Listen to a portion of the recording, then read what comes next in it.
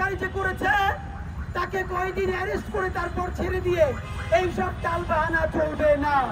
আজকে দেখবেন কেউ কোরআন শরীফ পায়ে মারাচ্ছে, কালকে দেখবেন কোরআন শরীফ পুড়িয়ে দিচ্ছে। এই বাংলাদেশের 18 কোটি মানুষের মধ্যে মুসলমান পরিচয়ের মানুষেরা হলো সব থেকে বড় কালচারাল মাইনরিটি।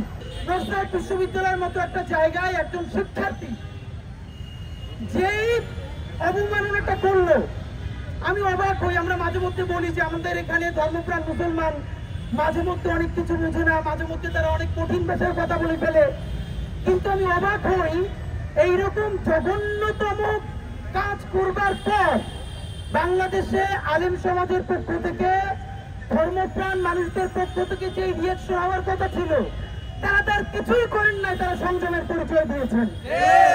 মঞ্চের অবস্থাটা কি কঠিন। আমরা প্রত্যেকটা এরকম বিপদে আগে আমাদের ধর্মপ্রাণ মুসলমানদের হাতে পায়ে ধরে বলি, ভাই প্লিজ, আলিফ ভাইকে যখন হত্যা করা হয়েছে প্লিজ বলেছি আল্লাহর ওয়াস্তে আপনারা সংযত থাকেন। এইরকম প্রত্যেকটা ঘটনায় বাংলাদেশের মুসলমানদেরকে আমরা সংযত থাকতে বলি। আপনারা বলেন এইরকম সংযত থাকতে থাকতে কোন একদিন যে তার ধৈর্যের বাঁধ ভেঙে যাবে না, তার নিশ্চয়তা কে দিবে?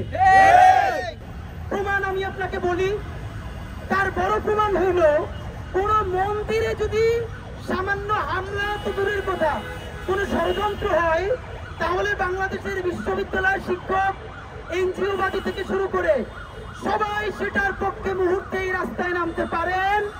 কিন্তু মুসলমানের নিজের জীবনের থেকেও পবিত্র কোরআনে কারিমকে যদি লাথি মেরে নষ্ট করা হয় তাহলে তার পক্ষে বলা তো দূরের কথা, তার ব্যাপারে একটা সামান্য শব্দের প্রতিবাদ করাকেও তারা সাম্প্রদায়িকতা মনে করেন।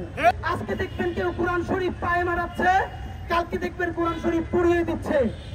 এখন আমাদের একটা কথা, আমাদের এই লোক যদি অসুস্থই হয় তাহলে আজকে যে কোরআন শরীফ পোড়াইলো, আগামীকালকে যে সে আবার পোড়াবে না বা পারাবে না, তার নিশ্চয়তা কি আপনি আমাকে বলেন?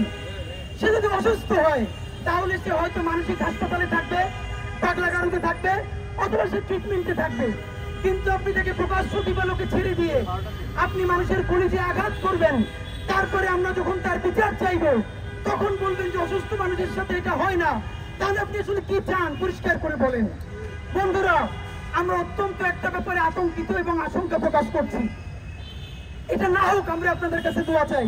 এমন ঘটতে পারে, চেষ্টা করলো আপনি দেখবেন এক সপ্তাহ, এক মাস বা কোনো একটা সময় দেশি অথবা বিদেশি কোনো এজেন্সি তাকে হত্যা করতে পারে।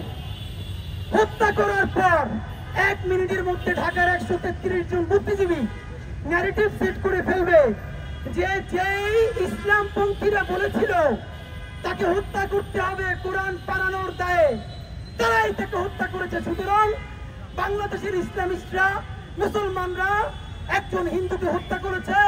এখন বাংলাদেশের হিন্দুদেরকে বাঁচানোর জন্য অবশ্যই ভারতকে এখানে ইন্টারভিউ করতে হবে। এই পরিস্থিতি তারা তৈরি করতে চায়। আপনাদের মাধ্যমে বলতে চাই, কোরআন কারীম, ত্রিপিটক, বাইবেল, এই সমস্ত রিলিজিয়াস স্ক্রিপ্ট বাংলাদেশের প্রত্যেকটা ধর্মপ্রাণ মানুষের কাছে অত্যন্ত সম্মানিত। আপনি দেখেন এখানের আলিমরা মাঝে মধ্যে অতি কঠোর ভাষায় কথা বলেন, কিন্তু দেখবেন না কোনো মাহফিলে বা কোনো প্রোগ্রামে তারা অন্য কোনো ধর্মের ধর্মগ্রন্থকে আঘাত করেছে বা এরকম বাজে শব্দ চয়ন করেছে। যদি কেউ ভুলেও করে থাকে, আপামর মুসলমান দেশপ্রেমিক মানুষ তার বিরুদ্ধে সব থেকে বড় প্রতিবাদ জারি রাখে। আমি আমার হিন্দু ভাই বোনদেরকে আজকে একটা বিনীত অনুরোধ করতে চাই, বাংলাদেশে কোন মন্দিরে অথবা যত জায়গায় হামলা করার চেষ্টা করা হয়েছে, বাংলাদেশের মুসলমানরা দিনে রাতে মন্দির পাহারা দিয়ে নিরাপত্তা নিশ্চিত করেছে। আমি আমার হিন্দু ভাই বোনদেরকে বলতে চাই, বন্ধুরা, এই যে কোরআন অবমাননা করা হলো, এর প্রতিবাদ করার একমাত্র দায়িত্ব কি মুসলমানের নাকি আমার হিন্দু ভাই বোনেরও? যতদিন না পর্যন্ত ইসলাম অবমাননা এবং কোরআন অবমাননার বিরুদ্ধে আমার হিন্দু ভাই, আমার হিন্দু বোনেরা প্রতিবাদ করার জন্য রাজপথে দাঁড়াতে না পারবে, ততদিন পর্যন্ত মুসলমানেরা যদি কলিজা কেটেও মন্দির পাহারা দেয়, আমরা ইনসাফের রাষ্ট্র প্রতিষ্ঠা করতে পারবো না। সুতরাং আমরা প্রত্যাশা করি আগামীকাল শাহবাগে বাংলাদেশের ধর্মপ্রাণ হিন্দু ভাইয়েরা, খ্রিস্টান ভাইয়েরা, চাকমা ভাই বোনেরা, পাহাড়ি সমতলী সবাই মিলে আপনারা এই কোরআন অবমাননার প্রতিবাদ করবেন, তবেই আমরা বুঝতে পারবো দিল্লির আধিপত্যবাদ এবং গণহত্যাকারী আওয়ামী লীগের ষড়যন্ত্রকে ভেস্তে দিয়ে সবাই মিলে আমরা আমাদের ইনসাফের বাংলাদেশ প্রতিষ্ঠা করতে পারবো ইনশাআল্লাহ। বন্ধুরা, আপনাদেরকে চূড়ান্ত ভাবে বলতে চাই, এই কোরআন অবমাননাকারী যে করেছে তাকে কয়েকদিন অ্যারেস্ট করে তারপর ছেড়ে দিয়ে এইসব টালবাহানা চলবে না। স্বাধীন মেডিকেল টিম গঠন করে তাদেরকে দিয়ে বলাতে হবে, সে যদি বিকারগ্রস্ত হয় তাহলে কতটুকুন বিকারগ্রস্ত, তাকে কি বাইরে ছেড়া যাবে নাকি মানসিক হসপিটালে ভর্তি করতে হবে। আর যদি ইচ্ছাকৃতভাবে পাগল সেজে সুবিধা নেওয়ার চেষ্টা করে তাকে দৃষ্টান্তমূলক শাস্তির ব্যবস্থা করে পরবর্তী ষড়যন্ত্রকারীদের বিষ দাঁত উপড়ে ফেলে স্বাধীন সার্বভৌম ধর্মপ্রাণ বাংলাদেশের ইনসাফের বাংলাদেশ প্রতিষ্ঠা করতে হবে।